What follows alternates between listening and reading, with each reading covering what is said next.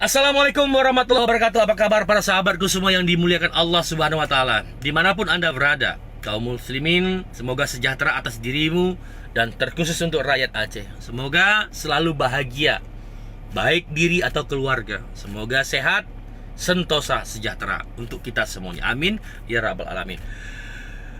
Alhamdulillah, kita panjatkan kepada Allah Subhanahu wa taala bahwa persoalan yang menimpa saudara kita yang meninggal dunia akibat pengeroyokan yang dilakukan oleh sekelompok massa, para tersangka pengeroyokan itu sudah ditangkap oleh jajaran kepolisian Tangerang, ya, tepatnya di daerah sektor Serpong, ya. Dan para tersangka tersebut ditangkap di daerah BSD. Dan kita bersyukur jajaran hukum segera mengambil tindakan. Para tersangka tidak lebih daripada 24 jam sudah tertangkap semuanya. Dan itu semua berkat kerjasama seluruh lapisan masyarakat, wabil khusus untuk rakyat Aceh. Juga lembaga-lembaga di dalamnya.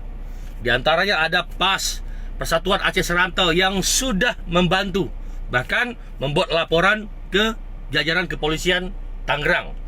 Juga daripada aliansi Aceh yang ada di Jakarta. Juga kelompok daripada RKC yang juga sudah melayangkan somasi ke jajaran Polda Banten.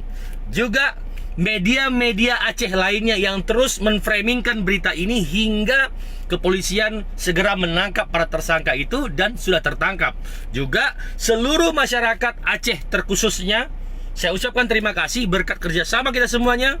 Persoalan ini akan segera rampung karena para tersangka sudah tertangkap.